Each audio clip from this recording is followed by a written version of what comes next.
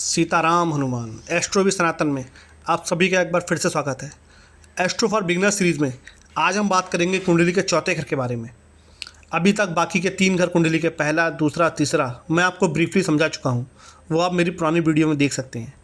चलिए फिर बिल्कुल भी देरी ना करते हुए शुरू करते हैं आज की क्लास। क्या कहता है आपकी कुंडली का चौथा घर?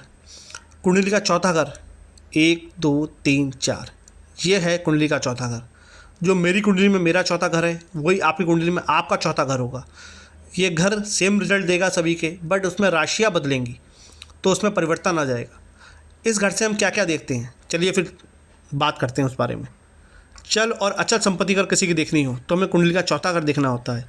उसका घर कैसा होगा, बड़ा होगा या छोटा, उसको उसकी माँ से स्नेह मिलेगा या नहीं मिलेगा, भावनात्मक रूप से वो कैसा रहेगा, ये सब हमारा चौथा घर बताता है। सुरंग मतलब गहन, किसी चीज़ को गहन में लेना, बगीचा, खेती बाड़ी, खेती, मनोविज्ञान, उसकी शिक्षा कैसी रहेगी, उसका हृदय कैसा रहेगा और स्कूल और कॉलेज कैसा रहेगा, वो आपको आपका चौथा घर बताएगा।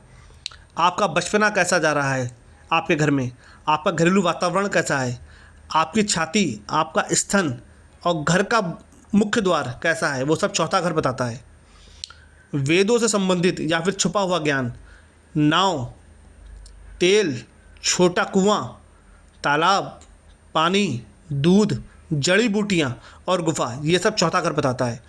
आप ये समझिए, इसमें आप अगर देखेंगे तो बहुत सारी चीज़ें पानी से जुड़ी हुई हैं, क्योंकि काल पुरुष की कुंडली में 1, 2, 3, 4 चौथे घर का स्वामी चंद्र देवता को बनाया गया है। यहाँ पे कर्क राशि आती है, 4 नंबर कर्क राशि का होता है और कर्क राशि के स्वामी चंद्रमा होते हैं।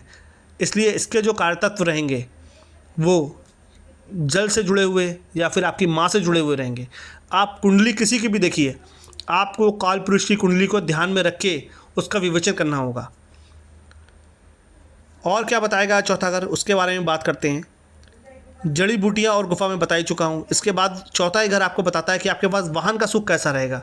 आपके पास एक वाहन रहेंगे या एक से अधिक वाहन रहेंगे, आपके फेफड़े, दिल, सुख सुविधाएँ कैसी रहेंगी, आप आराम पसंद होगे या नहीं होगे, शांत प्रवृत्ति रहेगी या नहीं रहेगी, घर से लगाव, अपने जन्म स्थान से बहुत ज़्यादा जुड़ा होना और रोग प्रतिरोधक क्षमता कम होना, ये सब चौथा घर दिखाता है। अगर चौथे घर में चंद्रमा आके बैठ जाए, जो कि कालपुरुष की कुंडली में उसका अपना ही घर है, तो काफ़ी हद तक आपको ये सब चीज़ें पॉजिटिव मिलनी शुरू हो जाएंगी आपके अपने घर से। आपका गहरा जुड़ाव हो जाएगा आपके अपने घर से, आपका गहरा जुड़ाव हो जाएगा आपकी माँ से। और यही इस पर कोई दुष्ट ग्रह की दृष्टि पड़ जाए, दानव ग्रह की दृष्टि पड़ जाए, या फिर खुद ऐसा दानव ग्रह इसमें आके बैठ जाए, या कोई नीच राशि का ग्रह आके बैठ जाए, तो कहीं ना कहीं उसके कार्यतत्व, इस घर के जो पॉजिटिव चीज़ें हैं वो कम होनी शुरू हो जाएंगी। मैं आपको धीरे धीरे जब इसमें राशियाँ में रखूँगा तो आपको ये चीज़ें और विस्तार से समझ में आएंगी। तो बने रहिएगा मेरे साथ। कल हम बात करेंगे कुंडली के 5वें घर के बारे में कि वो हमें क्या क्या देता है। सीताराम हनुमान।